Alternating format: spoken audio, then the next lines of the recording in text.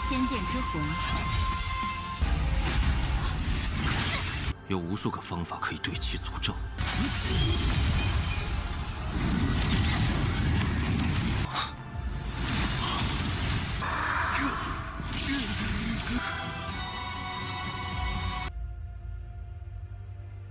Hola semuanya, bagaimana nih kabar kalian? Pada kesempatan sore hari ini, kita akanlah melanjutkan tonggak dari Babang Wanglin atau Renegade Immortal, tepatnya untuk episode 70. Dan karena sudah tahu untuk part sebelumnya, masihlah berada di dalam alam surgawi, dan juga kita telah melihat pertarungan transformasi jiwa tahap akhir. Dan untuk episode kali ini, ya, kita akanlah melihat kekejaman dari Wanglin kembali guys. Serta juga Wanglin akanlah menjadi penerus dari Zoe. Ya, sebetulnya untuk orang yang telah menonton spoiler Mimin sebelumnya, itu sudahlah terjawab untuklah di episode kali ini guys. Jadi langsung saja kita masuk ke dalam ceritanya.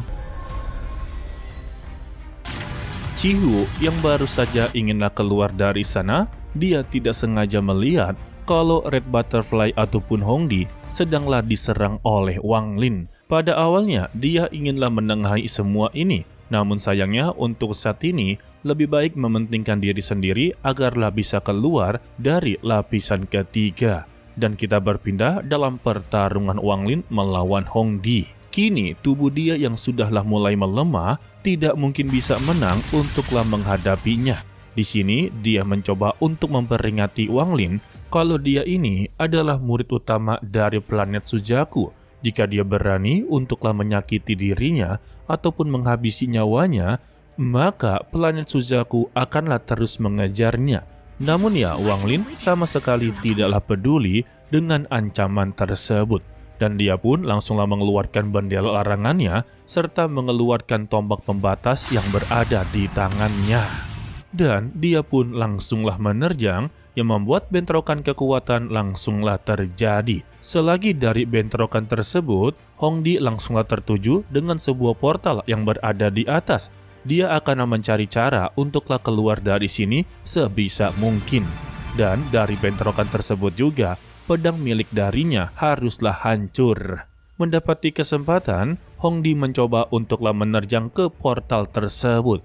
Tetapi Wanglin sama sekali tidaklah membiarkan itu terjadi. Sehingga dia pun langsunglah terkepung dalam formasi Wanglin, yang dimana ini adalah formasi patung domain yang sebelumnya telah dia persiapkan. Mau tidak mau juga, Hongdi haruslah menggunakan gelang milik dari planet Suzaku. Hanya dengan satu gerakan saja, seluruh formasi serta serangan naga milik dari Wanglin langsunglah terhempas begitu saja. Waduh, ternyata ada harta suci lain lagi cuy. Untuk Zoe yang sedanglah mencoba melarikan diri, dia tampaklah terkejut. Ternyata untuk gadis satu ini, pantas saja begitu sangatlah berani kepada semua orang. Ternyata dia memiliki bantuan yang begitu kuat. Tetapi pandangannya langsung teralihkan kepada Wanglin. Dia sangatlah yakin kalau Wanglin bisa untuklah mengalahkannya. Waduh. Dan Hongdi langsunglah menyebarkan formasi esnya yang membuat tubuh dari Wanglin langsunglah membeku. Tetapi Wanglin langsunglah mengeluarkan kipas 7 bulu yang kini tersisa hanya 3 bulu saja. Dan Wanglin menyuruh dia untuklah melihat ini. Lantas Hongdi menjadi begitu sangatlah terkejut. Mengapa bisa kipas ini berada di tangannya? Yang dimana kipas tersebut adalah kipas dari seniornya guys, yang sebelumnya telah meninggal dunia waktu peperangan negara salju. Lalu Wanglin langsunglah mencabut satu bulu yang mengeluarkan kekuatan Phoenix api dan langsunglah menyerangnya. Sehingga bentrokan kekuatan pun langsunglah terjadi. Dalam bentrokan tersebut, Wanglin mengambil kesempatan dalam kesempitan untuklah menebasnya, yang membuat tangan kanan milik dari Hongdi langsunglah tertebas. Akan tetapi, dari sini juga, Hongdi mendapati peluang untuklah melarikan diri. Sayangnya, untuk tangan kanan milik dari Hongdi berhasil untuklah diambil oleh Wanglin. Di sini, Wanglin langsunglah terpikirkan ide yang begitu sangatlah jahat serta kejam. Dia akanlah membuat sebuah kutukan di tangan kanannya, dan jika nantinya tangan kanannya benar-benar kembali kepada dirinya, maka dia tidak akanlah bisa untuk meningkatkan kultivasinya. Atau lebih tepatnya, dia hanyalah bisa mencapai formasi jiwa untuk selama-lamanya. Dan untuk lapisan ketiga, sudah benar-benar begitu kacau. Untuk Chihu yang baru saja mencapai terowongan, langsunglah dihadang oleh celah spesial yang begitu besar. Menurutnya, mereka akanlah benar-benar terjebak. Tetapi, Wang Lin berada di belakangnya untuk menyuruhnya ikutilah dirinya. Yang dimana Wang Lin mengajak dia untuklah menyelam ke bawah tanah sebab ada lapisan selanjutnya yang belumlah mereka temukan. Mendengar itu, Chihu menanyakan apakah ada lapisan keempat di alam surgawi. Dan Wang Lin langsunglah angguk-angguk kepala yang membuat Chihu menjadi begitu sangatlah kagum kepadanya. Dia ternyata memiliki kemampuan yang begitu sangatlah khusus, yaitu indera keenam. Wadah! Dan mereka pun langsunglah meluncur ke sana. Akan tetapi di dalam perjalanan, untuk Suntai ataupun ketua sekte mayat melihat keberadaan dari mereka berdua dan langsunglah menyusul keberadaan mereka berdua. Begitu juga dengan Joey yang melihatnya langsunglah menyusulnya karena dia masih memiliki masalah dengan Suntai yang belumlah diselesaikan. Intinya balas dendam. Setibanya di lapisan keempat, Wang Lin dan juga Chihu dibuat begitu sangatlah terpukau dengan apa yang mereka lihat. Di sana terlihatlah sebuah istana yang begitu sangatlah megah. Karena penasaran, mereka pun mencoba untuklah mengelilinginya. Tetapi ketenangan mereka langsunglah diganggu dengan pertarungan Joey dan juga si Suntai yang kini kondisinya benar-benar terbalik. Dia menanyakan kepada Zoe mengapa dia terus-terusan mengejar dirinya. Zoe hanya berkata kalau dia haruslah bertanggung jawab atas semua ini. Dan terlihatlah tapak 5 warna yang dikeluarkan oleh Zoe membuat Wang Lin menjadi begitu tertarik. Dan Suntai sudah tidak bisa untuklah menahan semua ini. Dia pun meminta kepada Zoe untuklah hentikan semua ini. Dan dia mengaku untuklah kalah. Dan jika diteruskan, maka semangat primordial miliknya cepat atau lambat akanlah terbakar dan dia akanlah benar-benar musnah. Namun, Zoe sama sekali tidaklah peduli dan dia kembali melancarkan serangannya yang membuat ketua sekte mayat ataupun Suntai benar-benar dibuat begitu ketar-ketir. Dan dia pun mendapati serangan yang membuat seluruh armornya langsunglah hancur.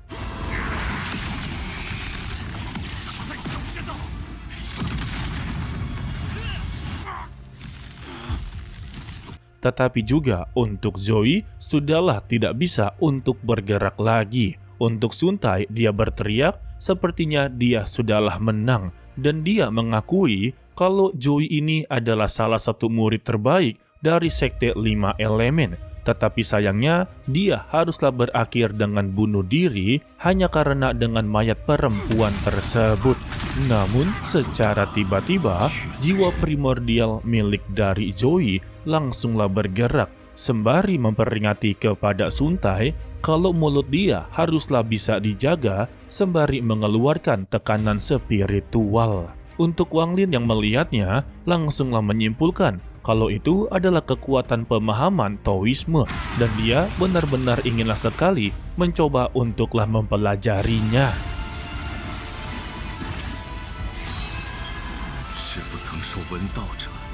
Dan terlihatlah Zoe akhirnya berhasil untuklah mencapai Rana Ascendan. Kalau salah tolong dikoreksi ya. Tetapi untuk di Tongwa ini, orang yang telah mencapai Rana Ascendan memiliki roda dama di belakangnya guys. Dan pada akhirnya kita bisa melihat semua masa lalu tentang Zoe, mengapa dia begitu sangatlah mencintai sosok dari mayat wanita tersebut yang dia panggil sebagai Qin Shuang atau Qin Er. Yang dimana Zoe ini terlahir dengan bakat alami. Dalam 1000 tahun yang lalu, dia pernah mengalahkan seluruh murid-murid dari sekte 5 elemen. Intinya, dia adalah murid paling berbakat dan dia benar-benar sangatlah disenangi oleh tuannya ataupun gurunya. Maka dari itulah, dia diberikan sebuah hadiah kuali hujan oleh tuannya. Dan di saat itulah, di dalam alam surgawi, dia menemukan sosok mayat wanita yang membuat dia benar-benar terpesona hingga dirinya meninggalkan sekte 5 elemen. Dan tuannya yang mengetahui hal tersebut merasa begitu sangatlah kecewa, padahal dia bisa menjadi lebih kuat lagi dan haruslah meninggalkan mayat wanita tersebut. Sayangnya, dengan keputusan dari Zoe membuat semuanya menjadi begitu sangatlah kacau. Untuk tuannya tidaklah begitu rela untuk menghabisi murid kesayangannya. Maka dari itulah Zoe benar-benar dikeluarkan dari sekte. Sebetulnya dia juga telah mencuri batu giok milik dari gurunya guys. Ingat ya, misi dia mencari 1000 batu giok untuklah menghidupkan mayat tersebut. Namun sampai saat ini saja, dia masihlah belum berhasil mengumpulkan 1000 batu giok. Sampai bertahun-tahun telah berlalu, untuk gurunya ternyata telah gagal untuklah mencapai Rana Askendan. Yang dimana Rana Askendan itu benar-benar begitu sangatlah sulit. Jika gagal, otomatis akanlah meninggal dunia. Begitu ya? Dan untuk tuannya meninggal dunia, membuat Zoe benar-benar begitu sangatlah merasa bersalah.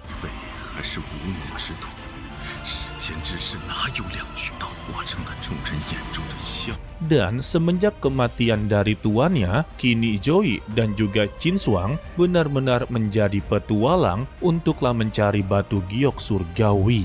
Walaupun sudah beribu-ribu tahun lamanya dan tidak ada perkembangan sama sekali dari Qin Shuang, dia sama sekali tidak akanlah mengkhianatinya dan tidak akanlah pernah menyerah untuklah menghidupkannya. Deril pria sejati guys. Bahkan dia juga berdoa jika di kehidupan lain dia inginlah sekali bertemu dengannya dan menjalin percintaan dengannya. Waduh, setelahnya Cihu pun langsunglah ditarik olehnya. Di sini dia inginlah meminta bantuan kepada Cihu, yang dimana dia haruslah menjaga mayat wanita satu ini serta mencari 1000 batu giok. Sayangnya Cihu terlihat begitu sangatlah ragu. Dan Cihu pun langsunglah disingkirkan dan untuk Wang Lin langsunglah ditarik. Di sini, apakah dia bersedia untuklah membantunya dalam merawat istrinya serta mencari 1000 batu giok? Wang Lin dengan begitu tegas untuk menjaga serta merawat istrinya, dia sudah pasti bisa. Tetapi untuk mengumpulkan 1000 batu giok surgawi, dia tidak bisa untuklah menjaminnya. Lantas, Zoe langsung mempercayakan Qin Shuang kepada Wang Lin. Dan pada akhirnya, dia memilih Wang Lin sebagai penerusnya. Lalu, untuk seluruh bangunan yang berada di sana, langsunglah dijadikan satu dan diubah menjadi pagoda. Waduh!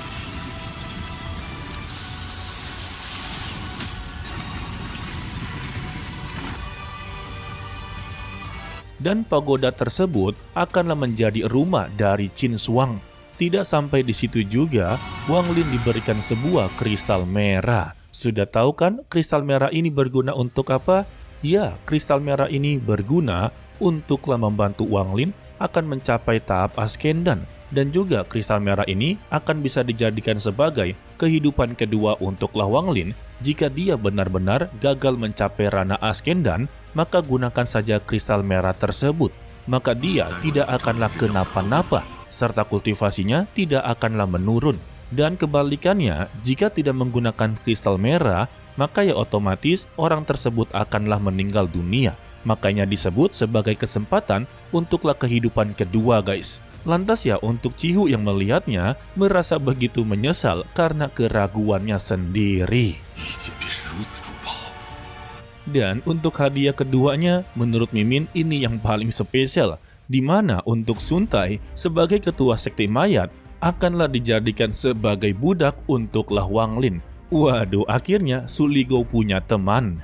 Pada awalnya, untuk Suntai mencoba untuklah menolak. Lagi pula, dia hanya memiliki umur 100 tahun dan dia akanlah meninggal dunia. Tetapi Zoe mempunyai cara lain, yaitu mengubah dia menjadi boneka dan dirinya akanlah abadi. Tetapi dia masih memiliki kesadarannya tersendiri. Waduh, keren coy. Sehingga Suntai pun langsunglah menerimanya dengan begitu lapang dada.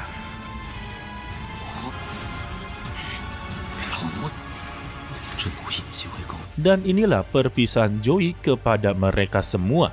Dia berharap kepada Wang Lin untuklah bisa menepati janjinya serta menjaga kekasihnya dengan begitu baik. Dan Wang Lin menjawab, dia akanlah melakukan yang terbaik. Dan Zoe mengucapkan doanya kembali, jika di kehidupan lain nanti, semoga saja dia bisa untuklah membalas budinya. Tetapi secara tiba-tiba untuk Qin Shuang langsunglah berbicara kalau dia tidak diperbolehkan untuklah mati, dan keluarlah sebuah pedang abadi surgawi. Dan jiwa dari Zoe langsunglah dimasukkan ke dalam pedang tersebut dan dia diberikan gelar sebagai sang abadi surgawi. Kalau di novelnya dia mendapati gelar sebagai Jenderal Pedang Abadi Surgawi dan pedang tersebut benar-benar overpower.